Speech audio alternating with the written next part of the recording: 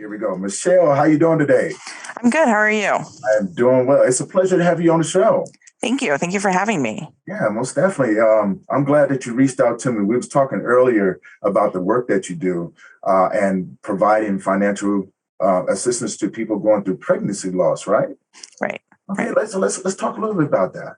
Yeah. So I define myself as a lost mom, and I use that, and I had used that for several years, and actually had a friend who said, "Okay, so why do you use that term?" And it was kind of one of those like, "Yeah, why do I use that term?" And so I thought about it for a second, and then really said, I think because I'm not just a mom. I am a mom who has suffered a lot of loss and continues to suffer it. And so my background is that I have two children, one who is an angel and one who is living and is a very active 16-month-old. And but the road to becoming a mom, the road to being a mom, the future road, of being a mom is filled with loss. And so we struggled with infertility. We miscarried. And then our daughter, Colette, who is our angel, when I was 21 weeks pregnant with her, I went to a standard OB appointment and was then hospitalized with severe preeclampsia from that. Did not expect anything, didn't have any warning signs as far as I knew it. After the fact, of course, when I did a little bit more research and found out a little bit more things, it was like, oh yeah, I did kind of have that, and I did kind of have that, and kind of thing. But nothing really seemed that out of the ordinary to me. And so I was hospitalized and told I would be there until I delivered. And really, very quickly. So this was hospitalized May 8th, not due till September 7th. Nobody has that kind of leave time. Nobody has, that ability. So we basically quickly lost my salary coming in. I was blessed and I am blessed that we were in a financial position that we could handle that. But I kept thinking of how many people couldn't. And so, I think something that I've always really tried to remember is that even when you are doing well financially in the moment, the average American family is about a $400 to $600 crisis away from poverty. And that's really critical because $400 to $600 is not that much. And that's an easy tragedy and crisis to get into. And so I really started thinking about it and really realized while I was blessed, ultimately I was in the hospital a little over 3 weeks before the doctors recommended delivery. And I was blessed to be able to just do that and to really make that my full-time job was just to, stay in the hospital and, cook our little one as much as we possibly could. So Colette was born at 24 weeks, 5 days, and went straight to the NICU. And that's where she spent her short life. And at 9 days old, we lost her. And, throughout all of this, I just kept thinking about, loss of income, whether it's, just a little bit or it's an entire salary, all of that. And additional costs, right? So, when I spent my days at the hospital, I was often, getting stuff from the cafeteria during a lunch. I was doing things like that. I was pumping. So there's the cost of, just breastfeeding and that kind of thing. The cost of commuting, all of those things that we were handling. But when you already have a loss of income, that's even harder to put it on.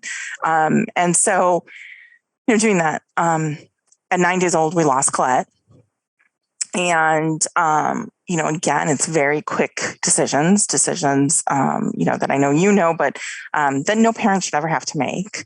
I still remember them asking me, what funeral home do you want to use? And me thinking, both my parents are alive. I've never planned a funeral and thinking, I don't know what funeral home I want to use, and that kind of thing. And the decisions are made for financial reasons, So we chose to bury Colette, and that was a choice that we felt was best. But we were also told, often if it's a money aspect, families will cremate their babies because it's a lot cheaper. And it is substantially cheaper. And, I just thought in a world in which these are parents making decisions that they shouldn't have to make, they also shouldn't be limited by the financial limits and their abilities. And so we launched the Colette Louise Tisdahl Foundation in September of 2018. And, really are helping families who are finding themselves in kind of what we say are the 3 stages of Colette's life. So, high risk pregnancy or pregnancy that develops complications, a NICU stay, or loss.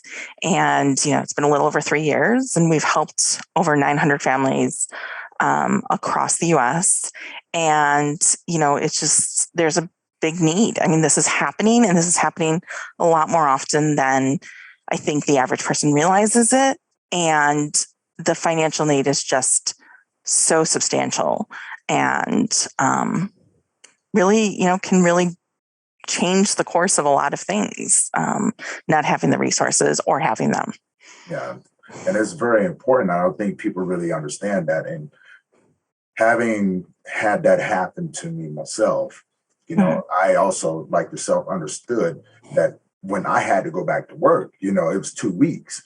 And it was either go back to work or lose that income. And I wasn't that fortunate, because when my son passed, I had just taken care of a lot of bills, primarily, I wasn't in the situation I am now.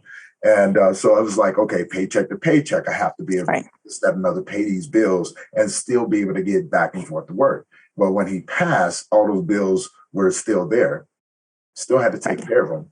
And I had to make a conscious decision 2 weeks afterwards to go back to work, right? I don't think people really understand the stress of going back to work for fear of losing everything. Right. And listen to you, I want to say thank you. I commend you because, there is a huge need for things like that. And I really wish that more jobs would understand that and go, hey, you know what? We need to put something else in play so they have ample time and not have to worry about the financial aspect. Because I always believe if a person is dedicating their time to you, you pay them an hourly wage or something like that, but they're taking time out to come and work for you.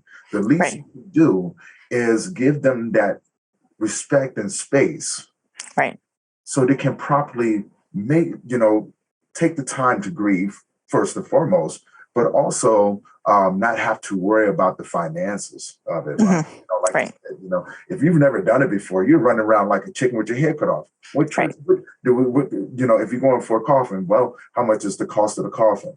Right. If you can't afford it, you're right. Cremation is $275. Right. Really easy, right?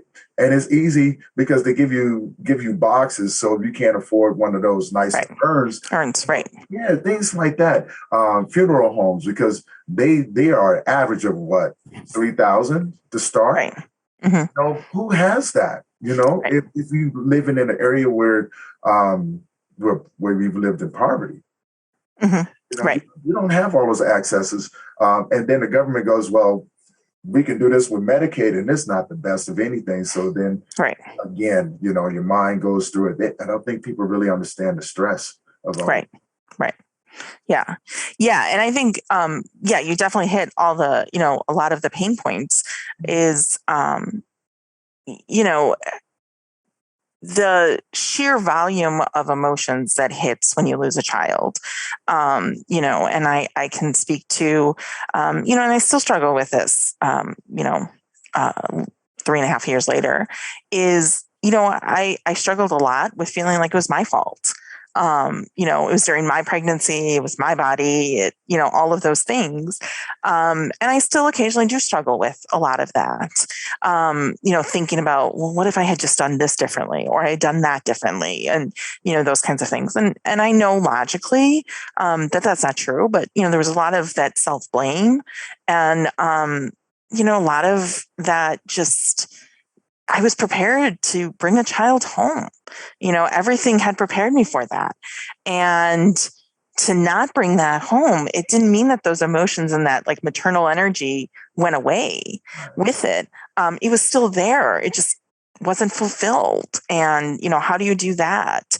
And I think, we don't deal well with grief as a society at all. And I think particularly when it comes to babies and children, we kind of don't want to hear it. We want to sort of shut off our mind to the idea that our littlest ones can die and do die. Yeah. And that's a really hard position to be in, because there's a lot of fallout that comes from that. I don't know if you've experienced this, but I know, there were good friends in my life who, kind of just went missing, didn't really want to deal with it anymore. Yeah. And, weren't around. And, that's another loss that happens afterwards is losing those friendships and losing, those feelings and things. I think it's really difficult. And, not having the outlets in which to say things, are it's just difficult. And, I know we were talking, before we started taping, but the holidays, they're harder. And, a lot of people say like, oh, getting past the first one is hard. And that is absolutely. But I think sometimes it's the third and the fourth and so on, because as you go on, the outside world sort of stops remembering. And so there's a lot of effort that it takes to sort of still include your child who's not here into those celebrations. And that's a really difficult place to be in, to constantly be doing that. And you're absolutely right. The friendships, there was a lot of people that stayed around the first, and I like to call it the honey stage, right? Mm-hmm. Everything's still fresh. Right. People that knew me and seen the relationship I have with my son, they were around, but just like you said, they began to trickle off. Right? Mm-hmm. I had a handful of friends that were going, "Hey, no, we're here." Right. Right. And it was the whole change. People stopped inviting me over to birthday parties with their kids. Stuff, they stopped inviting me over to barbecues and things like that. So it was a very, very lonely stage. Right. And in a lot of ways, I was okay with it. Mm-hmm. And I don't think I should have been, but I was okay with it, right? Because in my mind at that time, I was going, you know what? I don't want to project this on anyone else. Mm-hmm. But inside, as a man, I was screaming out, man, I just want someone to talk to. Right. About what's going on. I'm not asking for sympathy. I just need someone to talk to. And those silent screams, didn't go unheard. There were people that I attracted along the way, along that road and everything. And I started realizing how common it was. Mm-hmm. Because I began to attract that community started to form. Right. And on the outside looking in, you don't ever see anything like this because everyone looks the same. Right. And that's the crazy part. We're like, no, I know he looks just like you, right? But looking at it from another man's perspective, I went, whoa, that's why it all looks the same. Because it's what everyone sees. It's a misunderstanding that's going on. And I wanted to change that. I wanted to let people understand or bring some sort of awareness about what men go through and what it really looks like and what you're seeing and why there's a misunderstanding. Right. How to open up those doors for that communication to be had. Right. Right. Because I got tired of hearing, once you sit down enough and you listen to the crowd, you hear a few things going on and like you said, your mind going 1,000 miles a minute because you're trying to process everything as well, right? And for me, I just wanted to make sense of it, because like you said, I didn't want to believe that people lose children. Right. I didn't want to, and I've been there. I've long time ago, was going through pregnancy loss as well. And I was talking to a friend of mine, and when we talked about the same subject, I had to go back and I went, oh, this is how I reacted to it. Right. And I forgot to look at it from my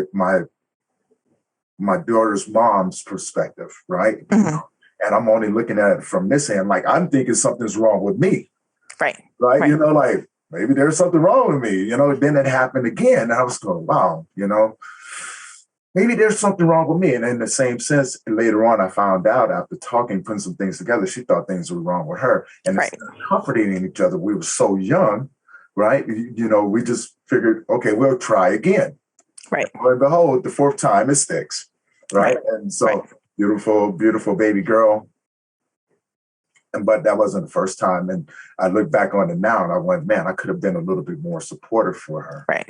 You know, but in the same sense, I say she could have been a little bit more supportive of me as well, right? Because I grieved it.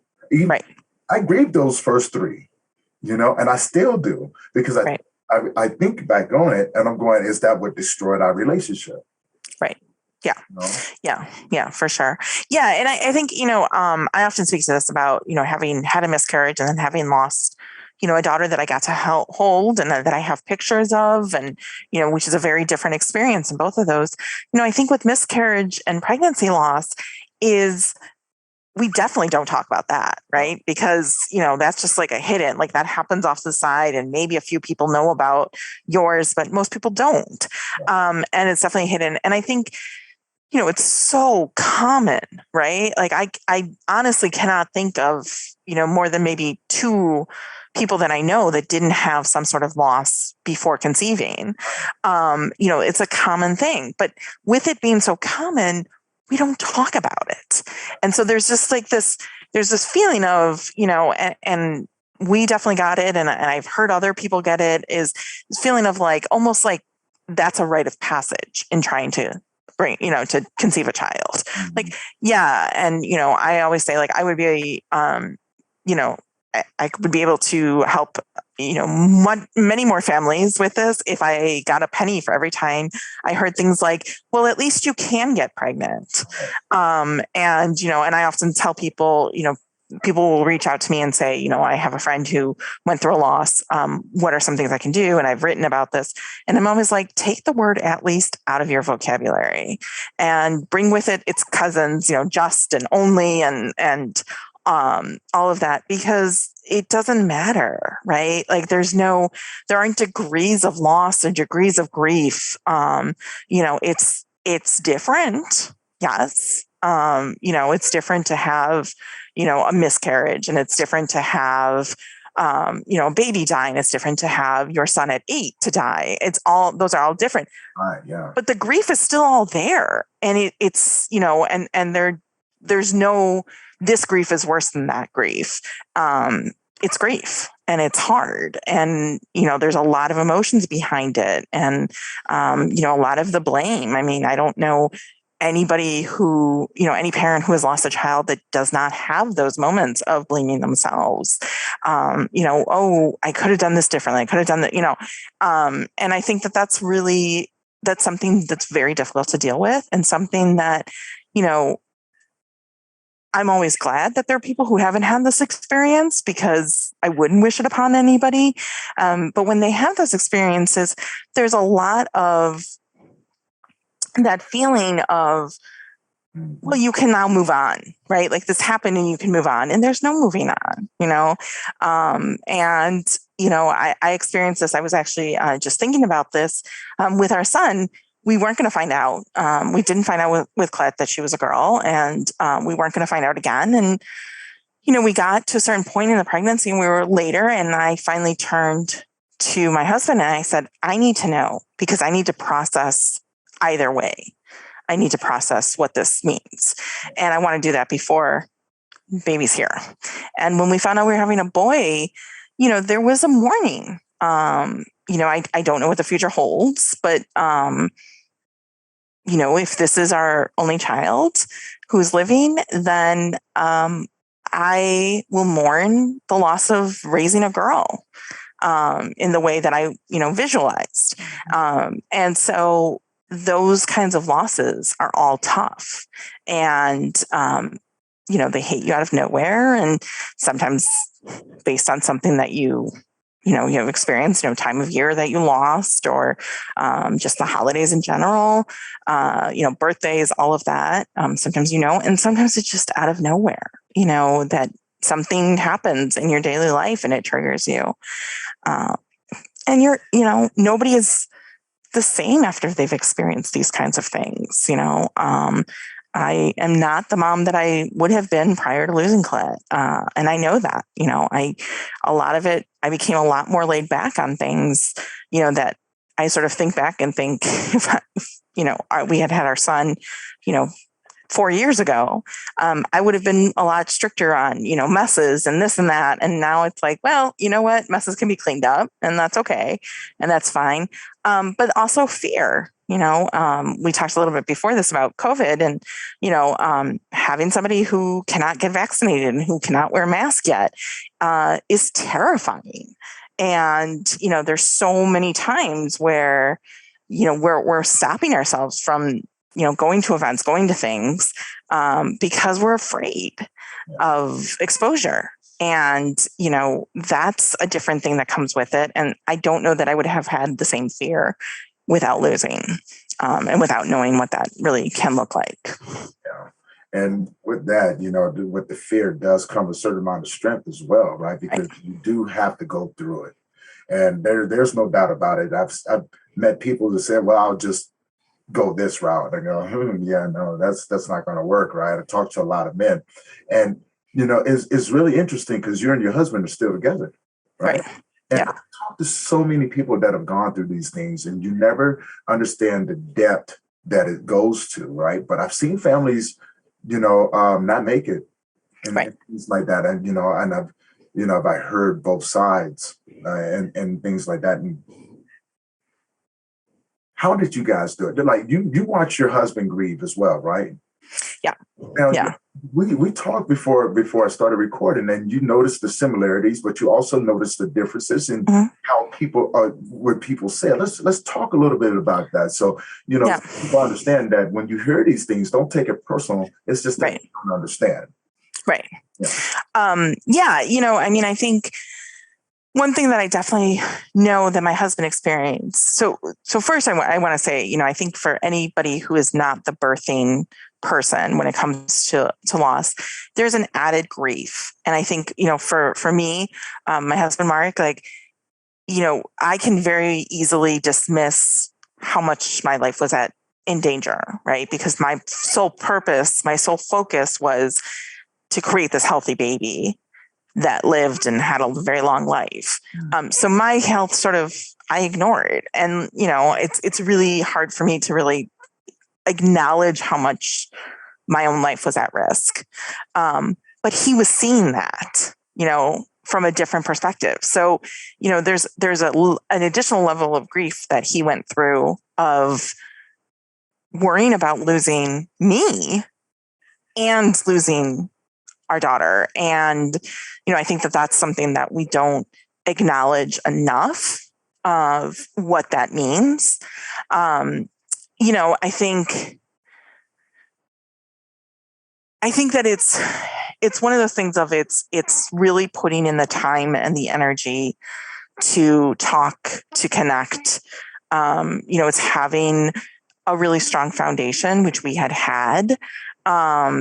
And, we went to, and we still do couples counseling. And, often, now our couples counseling, there are a lot of times where it's not really, kind of combative. It's more of us talking through it and trying to figure out some things and just having that, hour to really say like, okay, we're focusing on our relationship and we're doing that. But in the beginning, it was really hard of, trying to figure out all those things. And, we went through definitely a lot of that like blame game. And, we did this, I actually just thought of this now with you were saying about with some pregnancy losses that you were blaming yourself. When I miscarried the night before, my husband and I had a fight.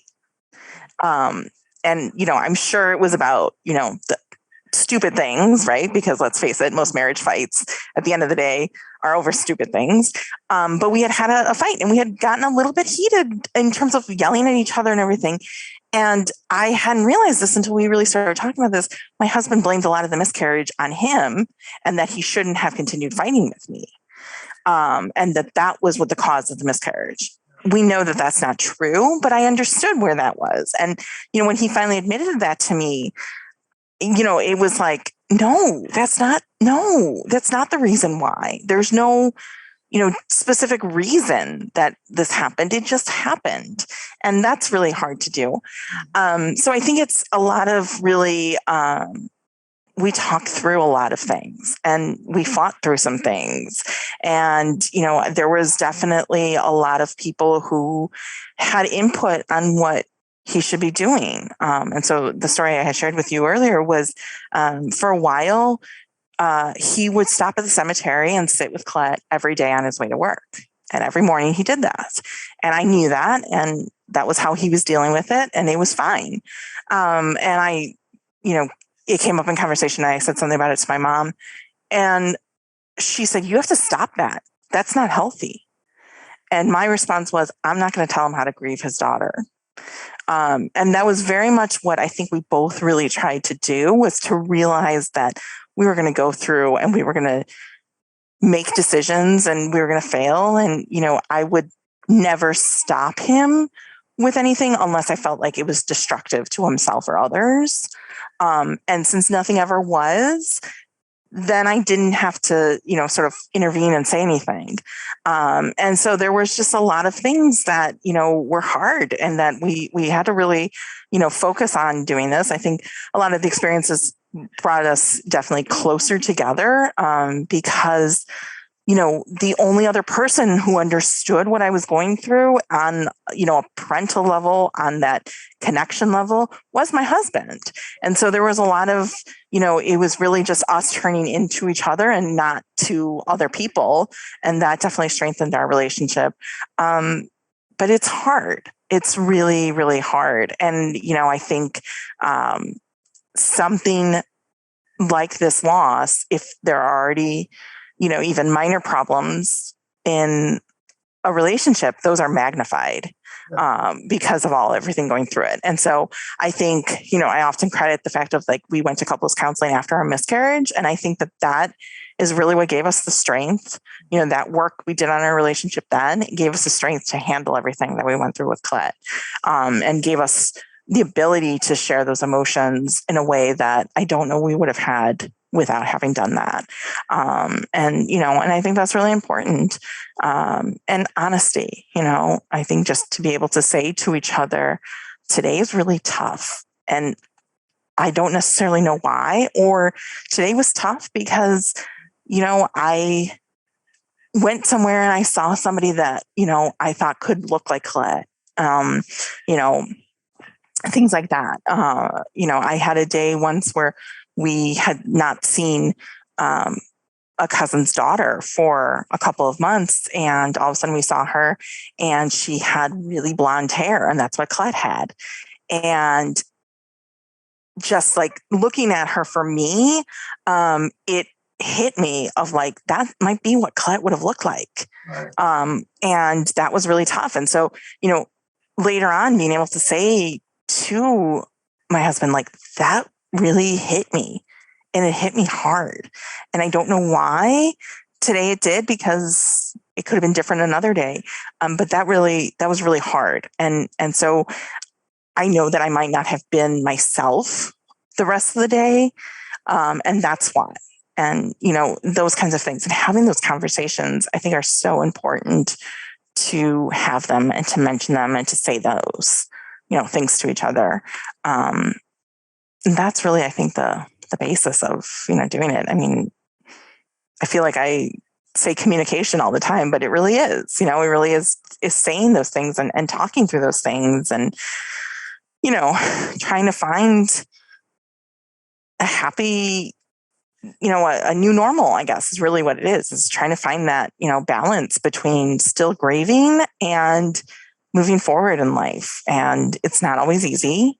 But yeah, I think if you, really dedicate it to it, you can withstand a lot of things. Well, when you go through that extreme pain, it does change you. Right. It changes how life looks. Right. It really does. It takes all of these things that you've been told and throws them out the window. Now you have to try to figure this out.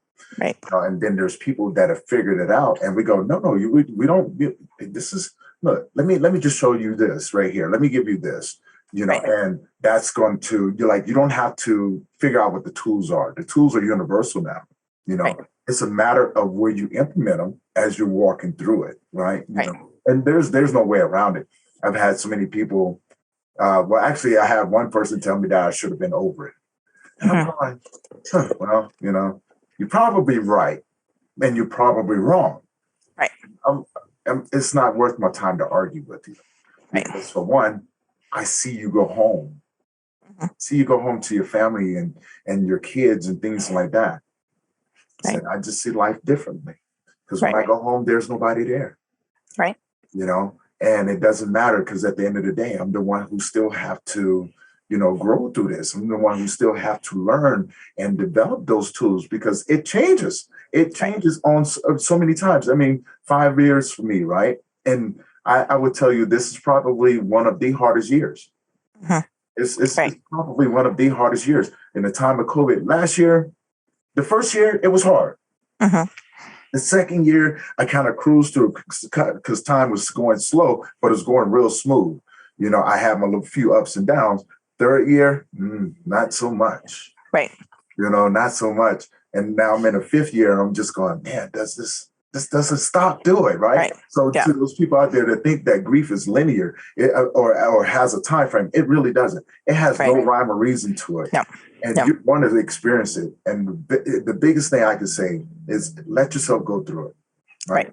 And as a man having to walk through that and looking back on it, I have to have grace for myself. I have to hold space for myself. And it took me a long time to learn those tools. And most people aren't as fortunate as to learn those tools, but I'm grateful for people like yourself and others that are doing the work because you guys have figured it out. Right. You tackle the financial side of it and that's really important. Right. It's really, truly important. And some people take that for granted. Like you said, you've seen people, a woman coming there, kids in the NICU and she's going back to work. Right. Right. Did anybody take the time to even ask her what she was going through? Right. And probably not. No. I mean, there's just a lot of assumptions. And, one thing that I have also tried to really, circumvent is that, there's a lot of assumptions by medical professionals in those situations. So, a parent who doesn't go to the NICU that often might be seen as, not interested or disconnected or, a bad parent or something of that nature, instead of saying like, what is keeping you from coming here? And is it that is really triggering for you? And is that something we can work through it? Or is it something simple like it's too expensive for you to come constantly? Right. That's really important to know those things because there are things that techniques and stuff you can use to get to those points. One of the things that I always remember was getting a social worker who found out about us, and I don't even remember how, connected with me and said, we have a baby who's in the NICU who could have already gone home, but we need mom to come in and get some training and some education on some of the things he will need when he goes home. And she has not been able to get here. And it turned out that the hospital was an hour and a half away from her and she didn't have a reliable car. And so she was relying on other people to give her rides. And so that was the holdup. And, it was something as simple as saying, okay, can we get you into an Uber? Can we get you into a Lyft? Right. And can you go, the couple of times you need to go to get those trainings when the right people are around and everything? Oh, okay. And so now, that child got to go home. And so it's a lot of, breaking down the assumptions we make. Right. And I think, around grief, right. If, I remember one time, being somewhere and I was laughing, I was kind of joking and doing things after Colette died. And I remember somebody saying, well, I'm so glad, like I overheard somebody saying, I'm so glad that she's like past that. And I remember being very angry about it and confronting the person and saying, I'm not over it. Like today is a good day. And, but that just because I'm laughing or I'm happy or you see me differently does not mean that I'm not grieving. The grief just looks different today than it did, in the immediacy or that it will tomorrow. Right. There are just ups and downs and, there's no linear anything. I think for me, I always remember, and I say that this was both very scary, but also very freeing. So I have very good family friends that lost one twin to stillbirth. And so they had one twin who was in the NICU and one twin who they lost. And I remember seeing them, and it had been 21 years since their loss, and talking to him. And he said, 21 years later, he said, there are still times where I'll be driving to work and I'll just start crying because I think of my other son and I wonder what he would be like today. And I remember thinking 21 years, and we were, I think, about 2 years out from that maybe, and thinking, I thought at some point it wouldn't feel like that anymore. And I remember being like, oh, it's awful. And then also thinking like, and it's so freeing to know like there's not going to be an end to this. And this is what life is. And so I'm not waiting for some magic thing to happen to switch that. It's just the way life is. And that's how it'll be. And I think that was also really freeing. Yeah, I've experienced that as well, because my son, he was German and black. So he was, skinny kid, right? And good looking kid. And when he passed, I remember about a month later, I was in the store. I finally figured out how to come out the house, right? Without feeling like I'm being judged or feeling ashamed of myself because of what happened. How many people know? Right. You know what I'm saying? Because to live in this community, how many people know, people are going to judge me? These are the things that I was thinking. Right. I remember standing. I always think of how many head tilts am I going to get? And those kinds of things. Like I always think of that. Like I don't want to hear that anymore. The biggest one I started hearing was when my friends did call to check. We just want to make sure you didn't kill yourself. Oh. And that was a common one, right? But I didn't understand why I'm just going. Why would you think that I would do? Because Tony, you just went through you're going through some things right now. I go, but that's the furthest thing from my mind is killing myself. Right. And I didn't know it was back there. And the more and more people said it, the more and more I started thinking about it. And I remember being walking through the store and I'm looking at cereal, and I don't even eat cereal, but I was going to grab some. And I looked over and there's this kid that looked identical to my son. Identical. And sure enough, couldn't plan it out. The kid walks over to me and he and I are standing there looking at cereal together. Yeah. And I was asking him, what kind of cereal you look like? He goes, I don't know. My mom just told me to come grab some cereal. And so his mom comes around, sees us talking and everything. And I didn't say too much, but I tell you what, it was a rough one. And then I seen two other kids, and just like yourself, I started thinking to myself, I wonder if that's what my son would have looked like, right? He always had the dream of going into the military and being a sniper. So I see people in military uniforms and I'm going, man, I wonder if my son would have looked like that, And it was just those things that I grieve that. I grieve those memories. I grieve what would have been, what I wish would have been, right? Right. And then listening to the shame, that I kept telling myself, talked myself into a depression. And, it was horrible. Even now, right? When I think about my father and my younger brother, it's been almost 10 years for them. And I often think about, because my younger brother was 16 when he passed away. And I always think, I always imagine my dad having grandkids and sitting around him, and my little brother, we're just sitting around talking, and, what I'm saying? And my little sister's there and everything. It just all of those things. right? Mhm. And, I don't, Right. and like you said, your friend said 21 years later, we're still, Right. you know, and Right. I appreciate that, Yeah. Yeah. you know, that we still acknowledge Right. and that we have the courage to step up and go, today is not a good day, Right. but Yeah. that's okay.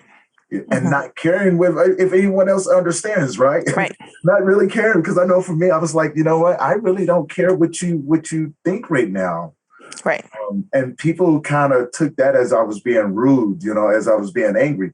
And they were right about one thing. I was angry, but it Right. wasn't for what they thought it was, right? I got tired of people trying to dictate how I was supposed to grieve. Right. So Right. I became very vindictive, and I started using their own thoughts against them. I was going, okay, Right. if that's what you think, then I can make you believe that I'm okay just to keep you from talking to me. Right. And I did. I put on that face, I put on that mask, and I started doing the things that I was doing before, Mhm. just to keep people from saying things to me, because oh my God, I just got tired of hearing, oh, so just so you know, I understand what you're going through. I lost a dog 2 months ago, and Right. right, you ever Yeah. get that? You ever get Yeah. those comparisons? I definitely got some things. I always think of this was a story that occurred long um before we lost Colette, but my mom had a boss who lost her son when he was in his 20s, 30s to suicide.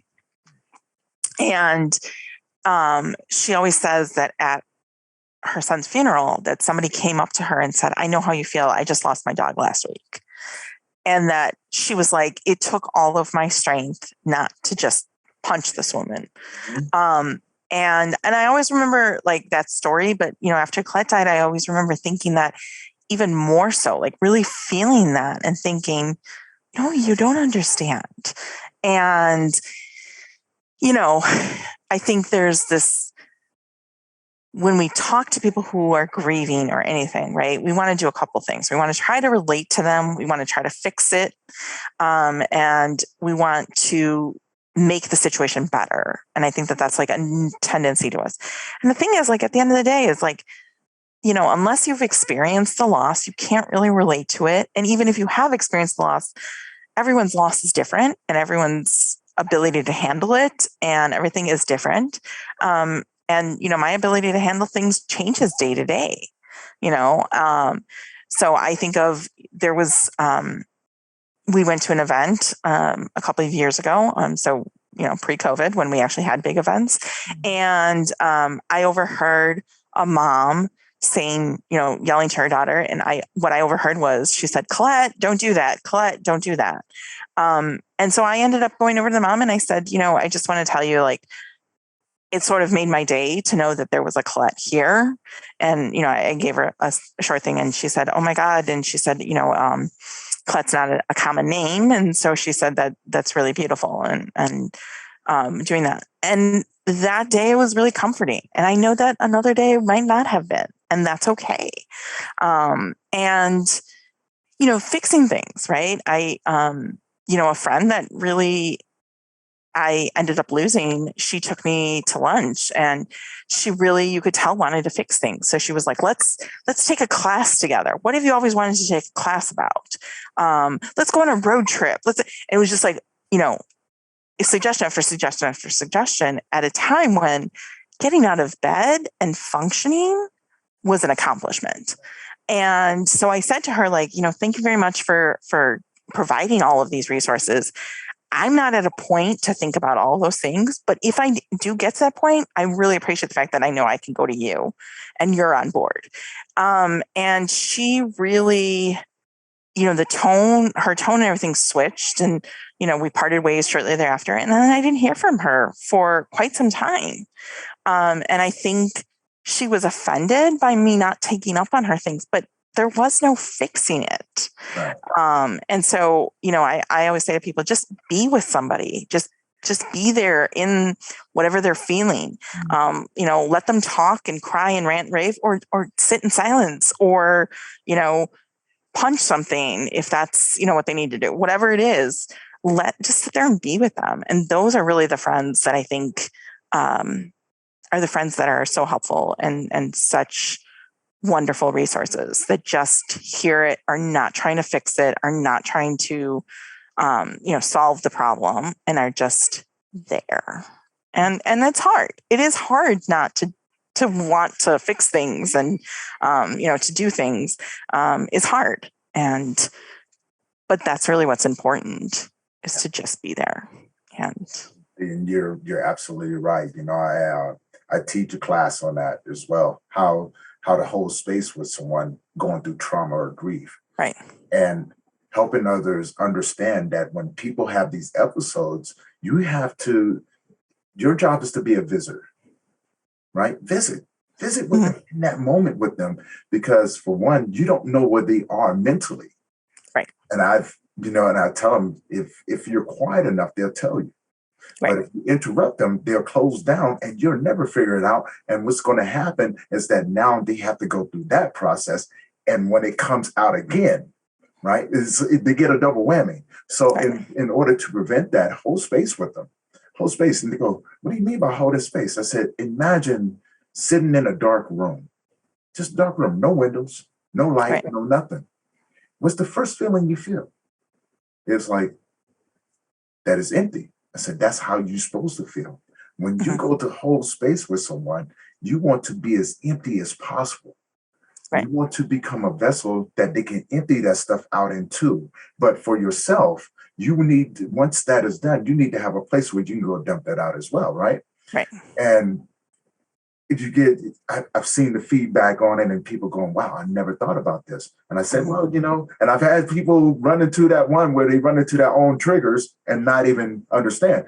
I'm still figuring out triggers 5 years later, right? Oh, yeah, for sure. Figuring them out. I'm going, okay, I was listening to a song, something I've listened to since I was a child, and it just brought back some memories, and they were happy memories.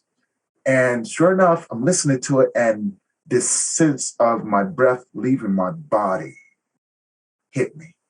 Right. And I went, and that ultimate sadness came in, that weight, on top of it. And I'm just like, oh man, oh no. And I forced myself to finish listening to the song. And afterwards, I repeated it again. And I had asked myself, why? Why is this one of my triggers? And I realized in between those moments, and I'm pretty sure you can relate to this, you found that there was an incidence that led up to it. Why was you listening to the song in the first place, right? It's usually, if it was a song of comfort, you use that song to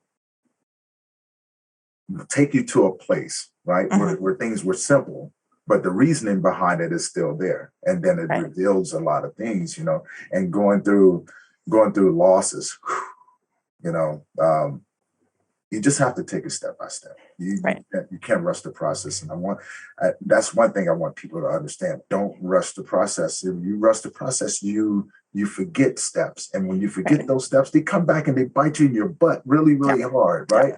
But there's, you have those days, appreciate those days, where things are happy, because I know I felt guilty on many, many occasions. Oh yeah. After my son passed away, it was, I couldn't go it was hard for me to go take myself out to eat, right? Because that's what we did. Right. And everything. And that was part of the routine that I wanted to get back into, because I never wanted that to die. And took myself out to the movies, right? And I was like, whoa, what am I going to watch? And we normally want to watch Marvel movies. Right. Whatever your son was into, you did. Right. Yeah. I wanted to go back into doing that and everything. And I just wanted to let people know it's okay to do that. Right. Yeah. It is okay to have a good, healthy outlet. It's okay, to not have such great days. Right. They happen. They're normal. Right. And it's like you said, so what we're doing now is opening up those doors to knock down those walls. And the crazy part about it is we talk about all of this, and my main focus has always been men in grief, right? Breaking down the stigma, mental health. Let's break down those walls. Right. And it wasn't until recently I had a wonderful guest on, and we got into the same topic about pregnancy loss, and I had a newfound respect for it, right? Because I was going, wow, there's a huge stigma around there. You Mhm. know, let's discuss some of the stigma that do come around because I'm not I'm knowledgeable about it, but I'm not very knowledgeable about it. Yeah. You know, Yeah. I think, a lot of the stigma, I think we first have to like step back and realize there's the societal view of like, you can't announce a pregnancy until you're into your second trimester. Right. Um, and really looking at the roots of that is it's coming from people don't want to know if you miscarry. Right. And so if you don't tell them about a pregnancy, you don't have to tell them about a miscarriage. And so we can kind of live in our own world of like those things don't happen.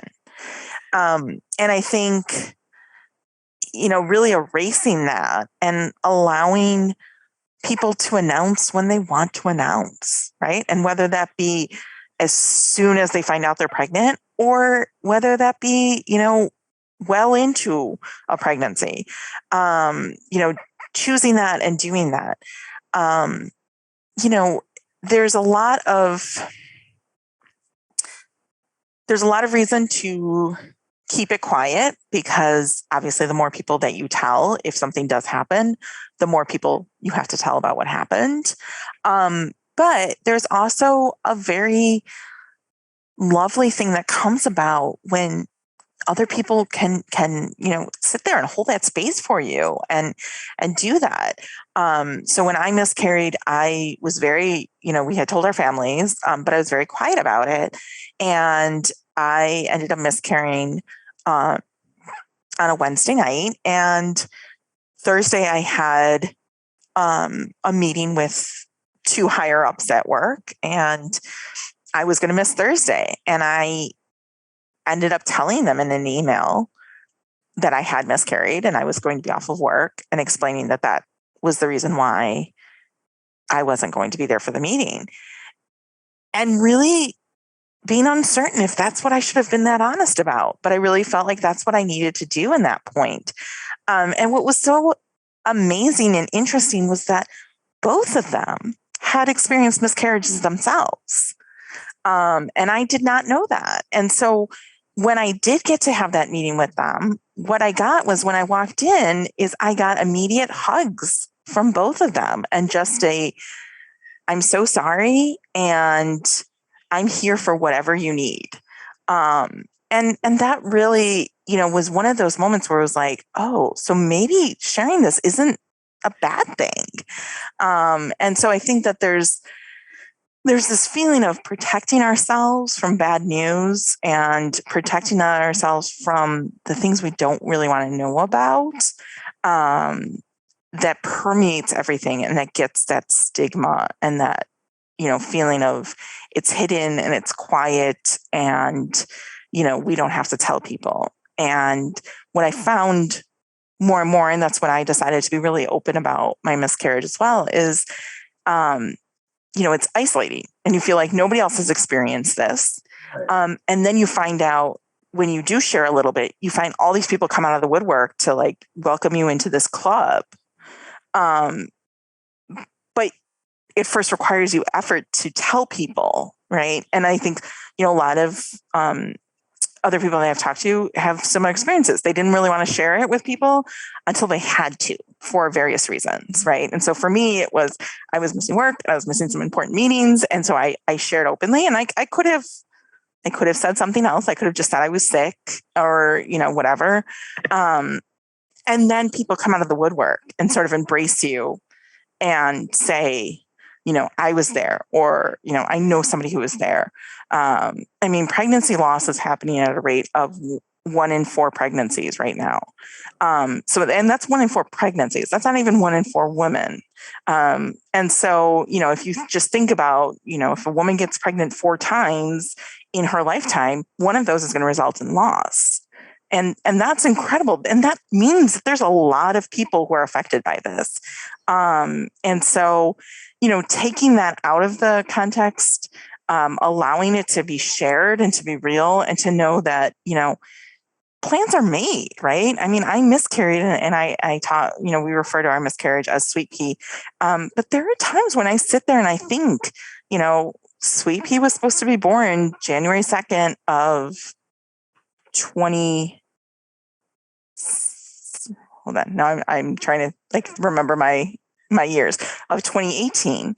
And, I think about that often. And I think, what would it be like to have, a child of that age? And that didn't go away.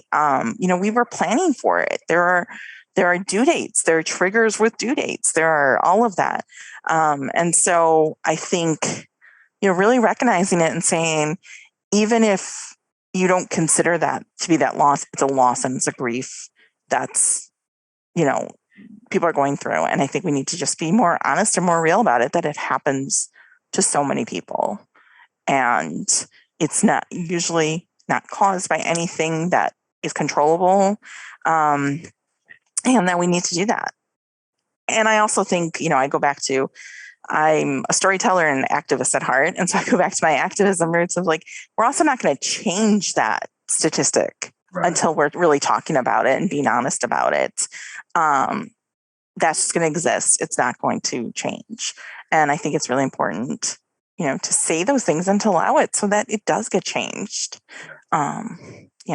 down the road. I encourage people to say, honor your loved ones by honoring your say their names.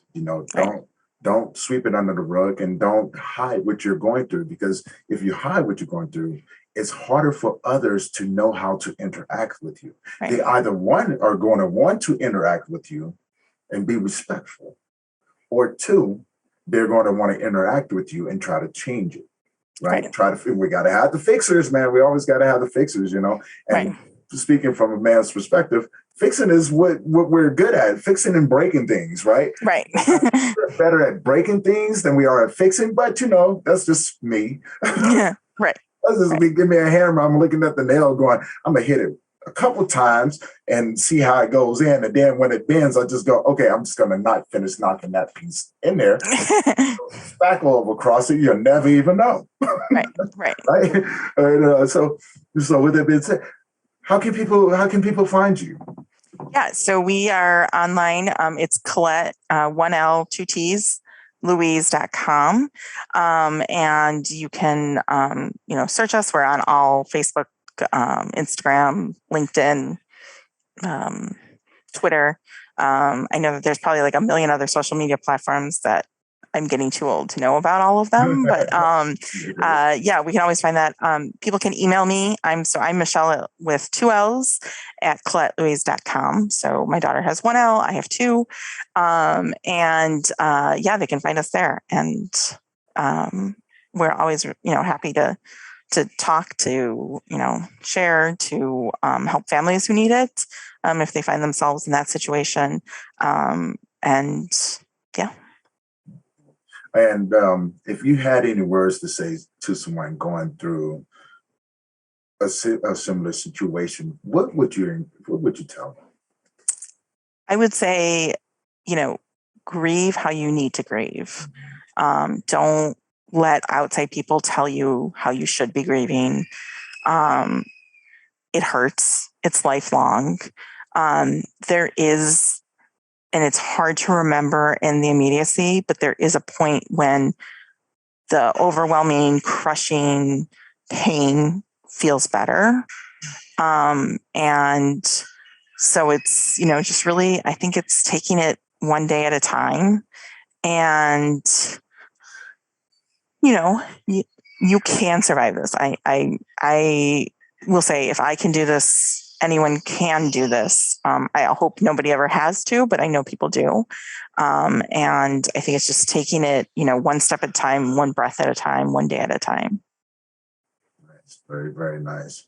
And I want to say thank you for coming on the show today and sharing your story and about the work. Is very, very important. And anyone out there needing help, her links will be down below. Please, please, please reach out. You don't understand how important this is. And when you look at the statistics behind it, they're rising. So if you do need that help, please reach out to her. And until next time, I want to say thank you And don't forget to click subscribe, rate us, give us a comment, share with your friends, let people know that we're here, and we are out.